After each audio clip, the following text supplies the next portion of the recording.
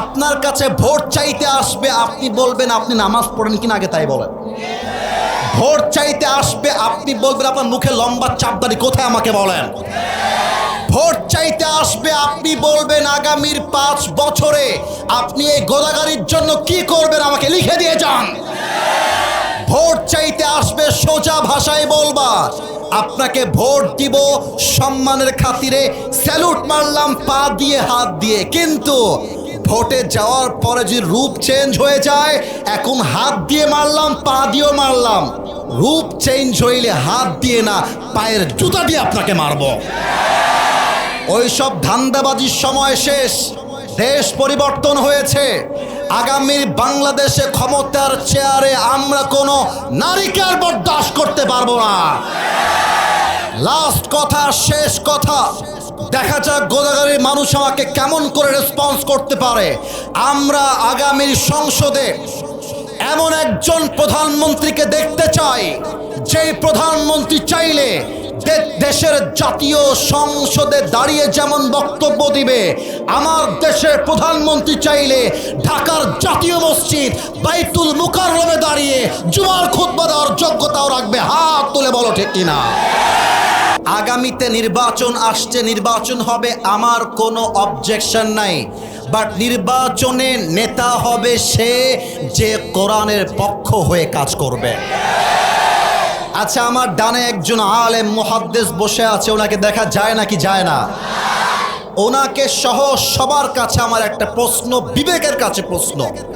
একটা মসজিদে ইমাম নেওয়া হবে, ইমামকে নেওয়ার পূর্বে ইন্টারভিউ হয়, ইমামের মোজ কেমন, ইমামের দাড়ি উঠেছে কিনা, ইমাম বিয়ে করেছে কিনা, ওর বই পর্দায় থাকে কিনা, ইমামের চরিত্র কেমন, ও হাফেজ কিনা, ওর যোগ্যতা আছে কিনা, ওর বয়স কেমন।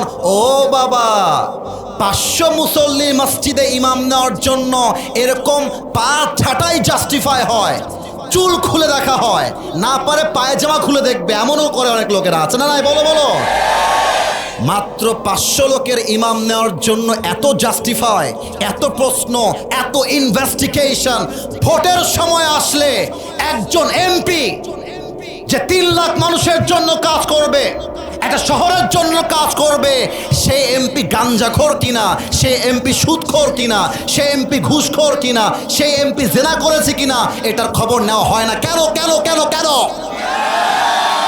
আপনার কাছে ভোট চাইতে আসবে, আপনি বলবেন আপনি নামাজ পড়েন কিনা আগে তাই বলেন। ভোট চাইতে আসবে, আপনি বলবেন আপনার মুখে লম্বা চাপদারি কোথায় আমাকে বলেন। ভোট চাইতে আসবে, আপনি বলবেন আগামীর 5 বছরে আপনি এই গোদাগাড়ির জন্য কি করবেন আমাকে লিখে দিয়ে যান। ভোট চাইতে আসবে, সোজা ভাষায় বলবা আপনাকে ভোট দিব সম্মানের খাতিরে, স্যালুট মারলাম পা দিয়ে হাত দিয়ে, কিন্তু ভোটে যাওয়ার পরে যদি রূপ চেঞ্জ হয়ে যায়, এখন হাত দিয়ে মারলাম পা দিয়েও মারলাম, রূপ চেঞ্জ হইলে হাত দিয়ে না পায়ের জুতা দিয়ে আপনাকে মারব। ওই সব ধান্দাবাজির সময় শেষ, দেশ পরিবর্তন হয়েছে। আগামীর বাংলাদেশে ক্ষমতার চেয়ারে আমরা কোনো নারীকে আর বরদাস্ত করতে পারবো না। লাস্ট কথা, শেষ কথা, দেখা যাক গোদাগাড়ির মানুষ আমাকে কেমন করে রেসপন্স করতে পারে। আমরা আগামীর সংসদে এমন একজন প্রধানমন্ত্রীকে দেখতে চাই, যেই প্রধানমন্ত্রী চাইলে দেশের জাতীয় সংসদে দাঁড়িয়ে যেমন বক্তব্য দিবে, আমার দেশের প্রধানমন্ত্রী চাইলে ঢাকার জাতীয় মসজিদ বাইতুল মুকাররমে দাঁড়িয়ে জুমার খুতবা দেওয়ার যোগ্যতাও রাখবে। হাত তুলে বলো ঠিক কিনা। আল্লাহ যেন কবুল করে, পড়েন সবাই আমিন। আচ্ছা, আল্লামা সাঈদীকে এত ট্যাগ বাদ দিয়ে রাজাকারের ট্যাগ কেন দেওয়া হলো? That's the question. আমার কথা কি বোঝা যায়? এই বলো বলো, বোঝা যায়? আরো অনেক ট্যাগ ছিল, রাজাকার কেন? স্বৈরাচাররা চেয়েছিল আল্লামা সাঈদীকে জনগণ থেকে বিচ্ছিন্ন করতে, কিন্তু আল্লাহ বলছেন, হে আল্লামা সাঈদী, হে সাঈদী শোনো, স্বৈরাচার যতই ট্রাই করুক না কেন, তোমাকে যতই জেলখানায় বন্দী করে তোমার সম্মানকে নামানোর চেষ্টা করুক না কেন, আমি আল্লাহ তোমার সম্মানকে কমিয়ে দিব না।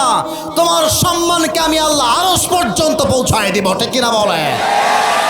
কি হলো তাহলে এবার? ওনাকে ইনজেকশন পুশ করে হত্যা করা হলো। বাট আমি আসিফ আপনাকে কাগজে কলমে স্ট্যাম্পে লিখে দিব, স্বৈরাচারের পা চাটা দালাল ছাড়া এই বাংলার কোনো মানুষ আল্লামা সাঈদীকে রাজাকার মনে করে নাই, আগামীতেও করবে না। বলেন, আল্লাহ সম্মান বাড়াতে চেয়েছে, কেউ কি কমাতে পেরেছে? ওনাকে একটা গালি দেওয়া হতো, এই গালিটা আমরাও খাই। এই যাওয়ার সময় অনেকে আমাকেও দিতে দিতে দিতে যাবে, সবাই না, কিছু লোক বলবে যে জঙ্গিবাদী কথা বলছে, মৌলবাদী কথা বলছে, মৌলবাদী কায়েম করতে চায়। আরে বেটা, মৌলবাদী বলে গালি নয়, তোমরা আমাদেরকে সম্মান করো। কেমন করে? আল্লামা সাঈদী বলতেন মৌল আসছে মূল থেকে। কি থেকে? কি থেকে? আর একবার জোরে, মৌল আসছে কি থেকে?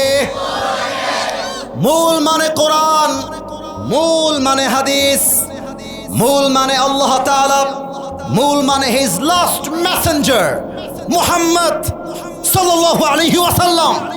আল্লামা সাঈদী বলতেন আমরা হলাম মূলে আছি গাছের গোড়ায়। এবার গোদাগাড়ির মানুষ, আমরা গ্রামের মানুষ, বলেন তো গাছের আগায় শক্তি বেশি না গোড়ায়? আর ভি জোর সে আগায় না গোড়ায়?